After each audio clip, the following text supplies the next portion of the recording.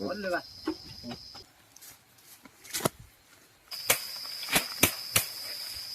นี่เราคิวเลยเลยมั้ง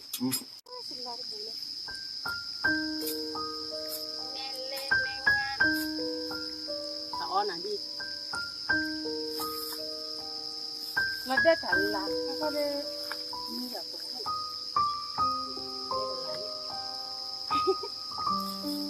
ชิคเลยออดใหญ่เลย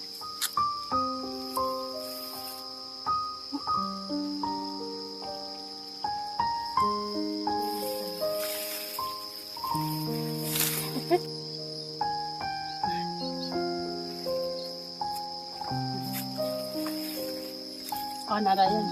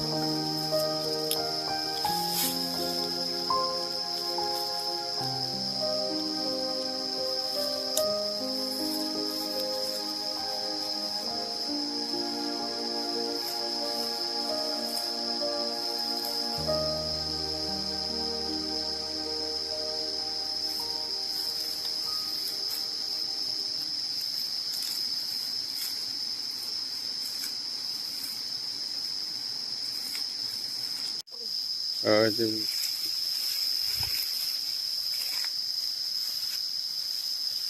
你看我家里啊，这球了，那现在。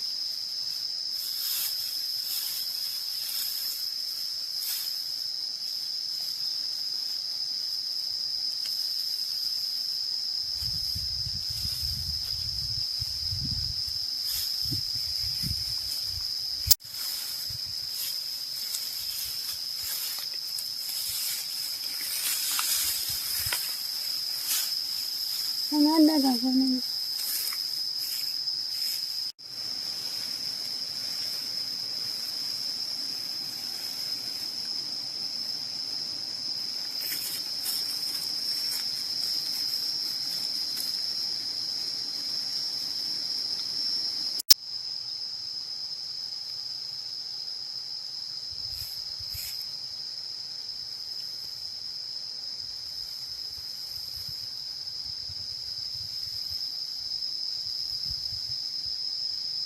哪个的？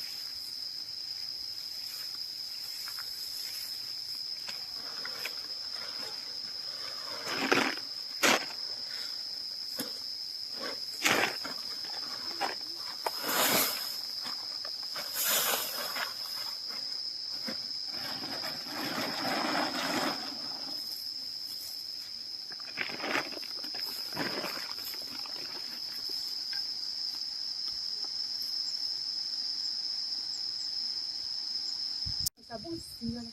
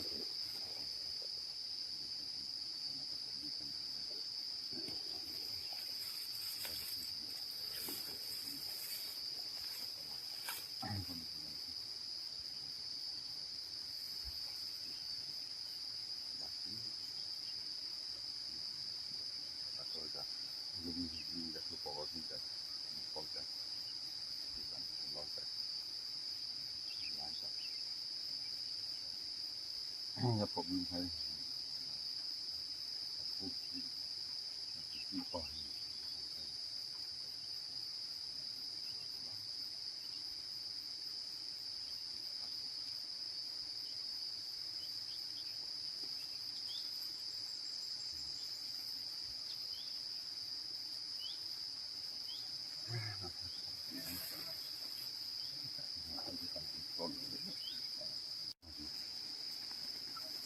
Bài kiến nước của như vậy. Thế là chỗ nào cái gió và chú này. Thế là chỗ nào cái gió phải y tí hết chữ khi ai khi chơi đi mà.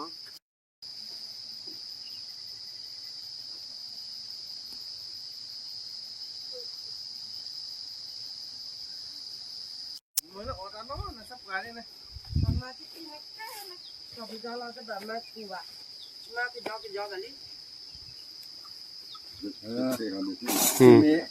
Hả? Và cái lư đuôi. Tháo cày đó. Rồi chế. Hả? Chế lì. Kia là lo chứ. Cuộc phá lên ăn cái lư chi được à? Ăn cái lư đuôi cái gì đấy còn cổ ba. Cái lư ăn cái lư chi cái là cái lư đuôi cái gì đấy còn à? Cái này mà là cái lư chi à? Cái là chi đi. Cái lư chi cái này, cái lư đuôi cái này thì hay đi vào hay là cái lư chi cái này. Khi nào thì nó lập phổi chuối cái đấy.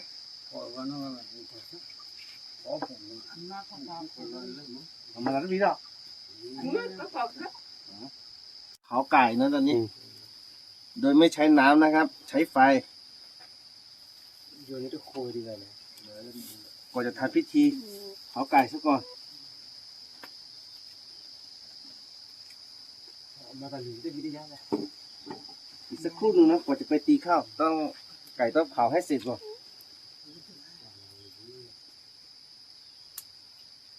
เป็นวิธีชาวดอย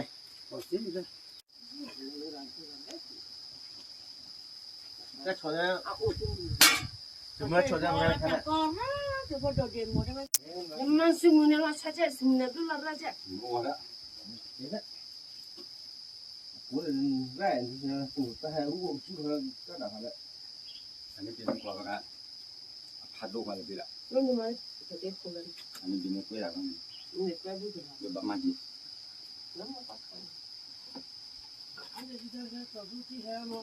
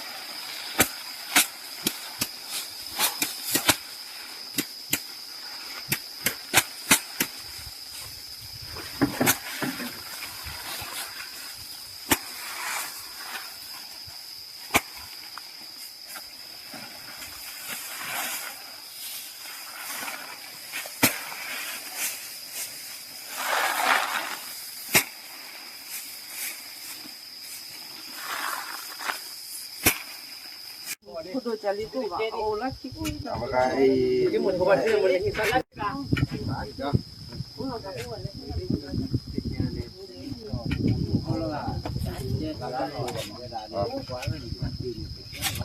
YouTube channel น่ากินมากเลยเนาะ เนี่ยน่ากินขนาดเลยเนี่ย ต้มไก่ทุกคน ต้มไก่ มือผู้ใดบ่ ต้มไก่น้ำ ไม่ยอมไม่ เนี่ยไม่ราคาเนี่ยตัวนี้ราคา ini ada debu อ๋อตัวละยี่ กินข้าวแล้วเขาแซ่บได้เนาะไอ้เอ้ยปีรักเทื่อเด้อ nak kau ni จะได้กินข้าวน้ำกันในปีรักเทื่อเด้อ isi sila นั่นนี่น่ะจะรักกินกันเนี่ย isi sila ni dia ni dah apa เดี๋ยวเรียกกันเถอะว่าลักษณะเดี๋ยวเราไม่ต้องเรียกกันเถอะเลยนะเถอะพี่จะกันยัง dia mesti cari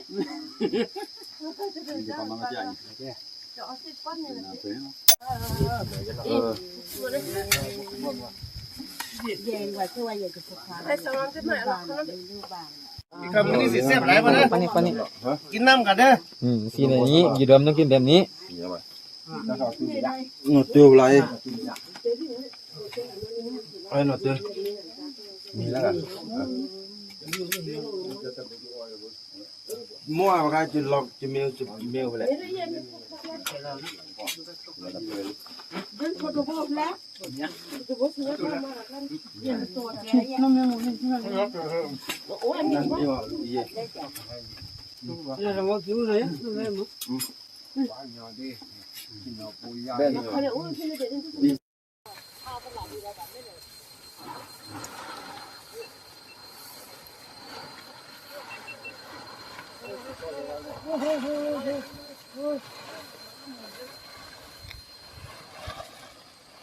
เ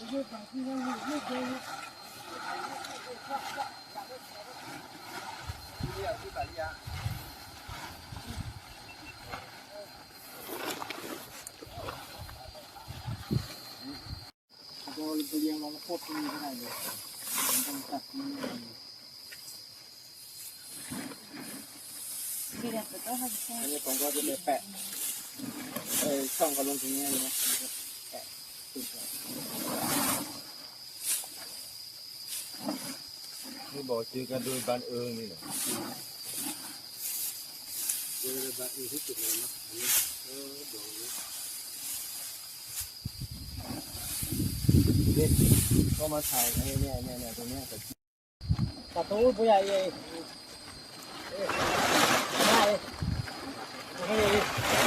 เขามาช่วยสิมาตัวเบ้มาตัวเบ้มาตัวเบ้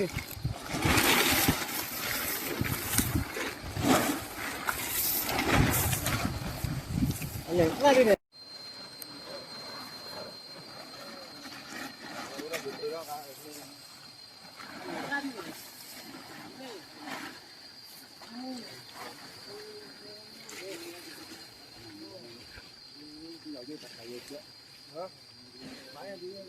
ที่โกลาเนี่ย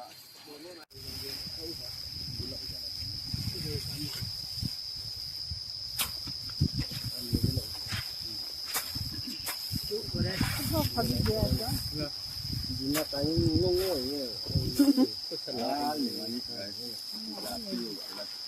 ดีนะตายงงๆเลยเนี่ย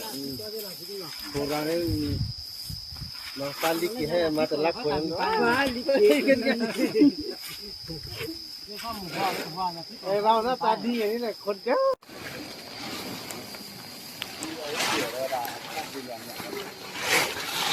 เขาที่ไปเลย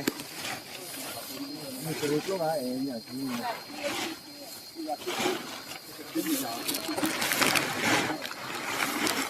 คนนี้ที่ปากกระโดดอ่ะปกตินี่วัดเท่ยัง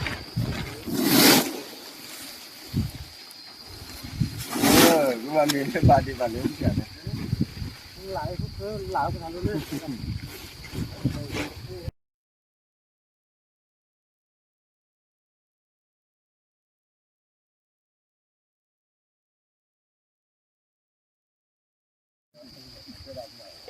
เดี๋ยวจะอาบน้ำที่ต้นเจ้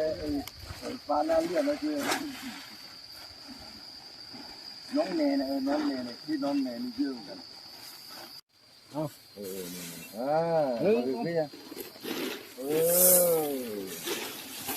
ผ้านี่สวยเลย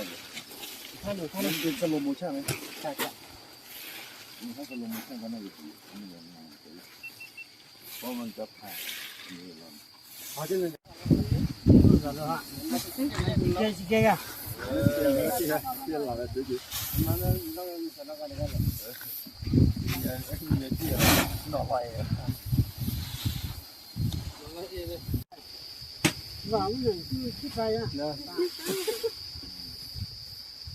สวยชอบเท่ยังเลย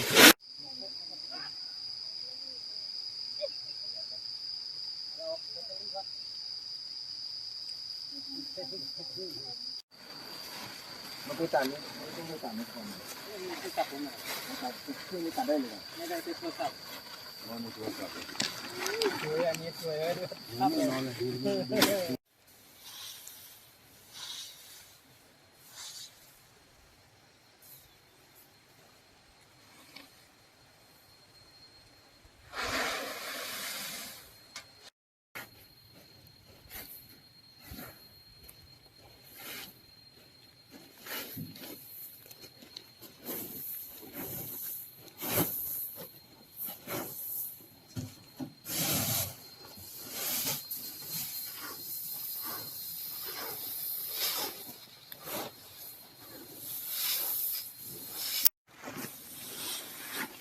เขาตาเด็กชี้กันตาเด็กทำหนูเขาตาเด็กชี้กันตาเด็กว่าเราตาเชื่อกันตาแต่เราได้เสียเราย้อนมันเข้าไปถ้าตีกันเหลวก่อน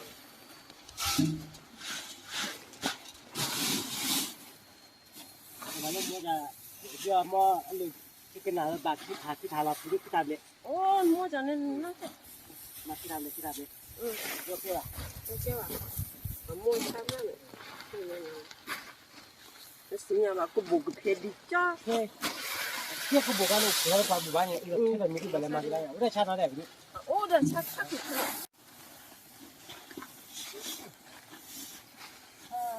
cái hè ta kita apa thà phấn này đây nhưng bây giờ gì không biết nữa đâu thì biết